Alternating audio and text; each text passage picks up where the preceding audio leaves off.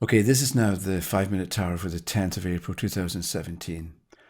And I'm a little bit rushed, so I may leave things out and I may need to come back to this tomorrow to fill in the gap, so to speak. But anyway, it has to do with a comment somebody left about what we need to know if we're going to read cards. And somebody, and more than one person has mentioned this, that it's useful to have, or it's important to have, a knowledge of numerology, for instance. I mean, there's other things as well, but it seems to be quite a common thread in tarot instruction courses and so on, and books, that if you're going to make sense of cards, then you need to know some numerology. And in that,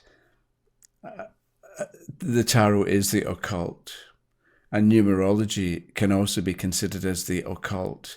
Then they're similar, or they've got a common thread. Or if you learn a little bit in one area, it can help you to understand better in another area. But I think that's as far as it goes. It really doesn't do much for the tarot if you know numerology. And I think if you're going to do numerology, you should do numerology and forget about the tarot. And if you're going to do the tarot, forget about numbers. But I'm going to tell you what to do if you decide that you do want to go ahead with numbers. And the thing is, with numerology, there's so many different methods and systems and schools and ideas that you can get mixed up. So we've got the birth number, and there can be different ways of calculating the birth number. And some people say this is the right way, and other people say no, this is the right way. So immediately you've got a problem, because who do you trust? Who do you follow? Which method do you use? Because you've got the birth number, and then you've got the soul number, which is supposed to tell you something about your soul purpose. Although, it's hard to see what the justification is for that. And then you've got the life path number. So you've got all these different numbers that are supposed to tell you something about particular areas of your life. And there are different ways of calculating them. So different people will say your life number is 14, and somebody else will say, no, your life number is 8. So which is it? Excuse me. And the other thing I'd like to mention when it comes to numerology is so if you're born on the 14th of October, were you born on the 14th or were you born on the 13th? Only because when does the day begin? Does the day begin at midnight? So at midnight on the 14th of October till midnight on the 15th, that's the 14th. You were born then. Or in the past, people used to consider the day began at midday, right? So if you're born at 11 a.m.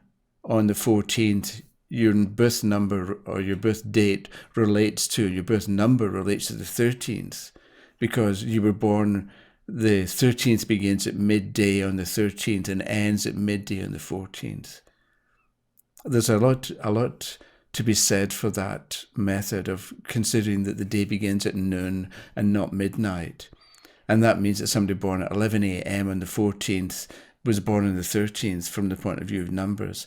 Whereas if you're born at 11 p.m. on the 14th, that's the 14th. But people who do numerology in the birth path number, the life lesson number, the life path number, they don't, I think, generally take account of the fact that if somebody's born before midday, you're really working with the previous number. If you do want to use a system of numbers, then the one that works best is Cairo, Cheiro, Cairo's Book of Numbers. If you want, leave a note and I'll see if I can put a list somewhere of the letters and the numbers that go with them, and something about the numbers themselves, because he only uses 9 numbers, 1 through to 9, and each of the numbers relates to a planet or is ruled by a planet. And this is what I wanted to speak about today. So let's say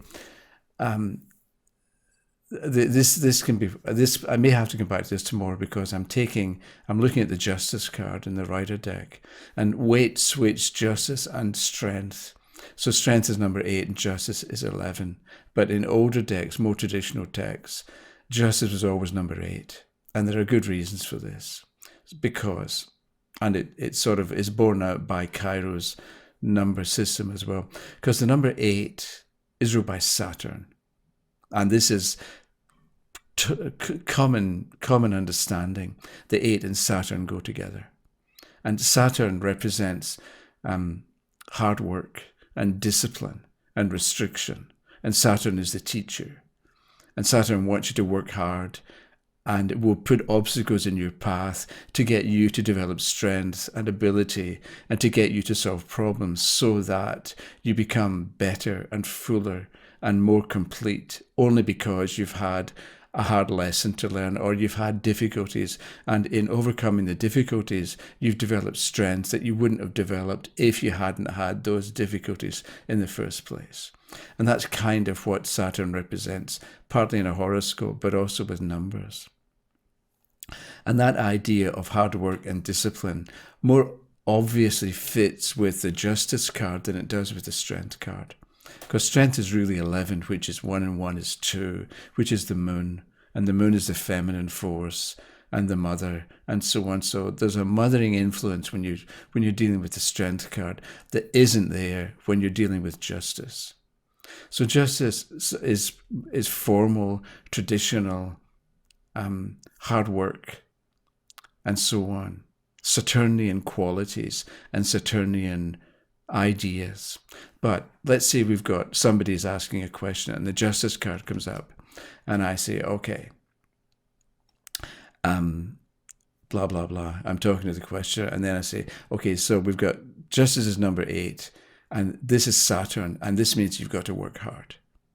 So I'm using Saturn and astrological symbolism and the number, and I'm saying something based on the number. And so I say it's 8, so it's Saturn. So if you're going to solve the problem, you've got to work hard. And they might then say, okay, you say I've got to work hard, but I say, as Jack Nicholson wrote in The Shining, all work and no play makes Jack a dull boy. So you're telling me I've got to work hard, but I'm fed up working hard. All I do is work hard. I want a bit of play. So you're subjecting me to more work and more hard work and more, and I don't really want to do that. Or else maybe you make some other point about Saturn and what it represents, and the person can say, okay, well, I'll believe you. I have to believe you because you seem to know more than I do about this thing, but I'll take your word for it. But they're not convinced because they have to believe what the reader says. They can't see it for themselves or understand it for themselves. But, and this is the benefit and the value of the Rider deck, if the Justice card is there and you say to them, okay, look at the picture. And so this shows somebody who gets things balanced and in harmony, then when they take action, it works.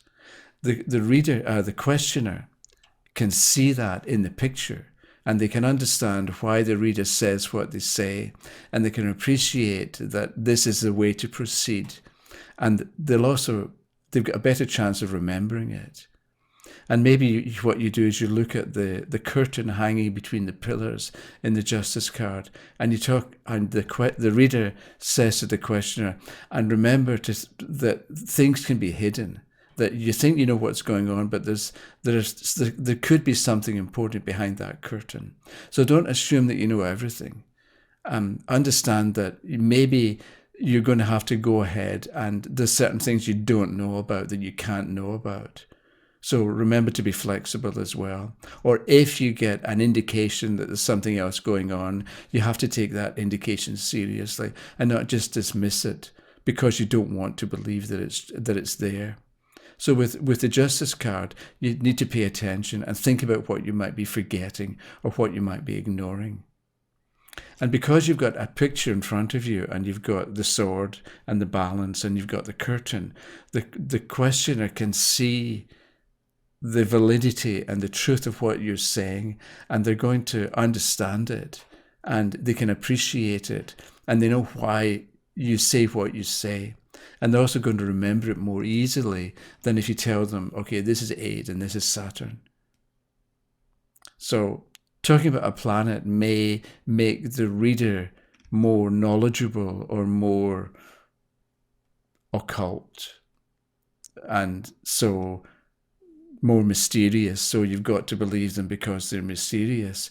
But it can be harder for the questioner to follow along. And because I think readings are supposed to be about the questioner and not about the reader, I think we owe it to the questioner to present them with information in as clear a way as possible, and give them information that they can appreciate and understand and take away with them without confusion. Okay, that's it for today, and we'll talk to you tomorrow. Thanks a lot. Bye-bye.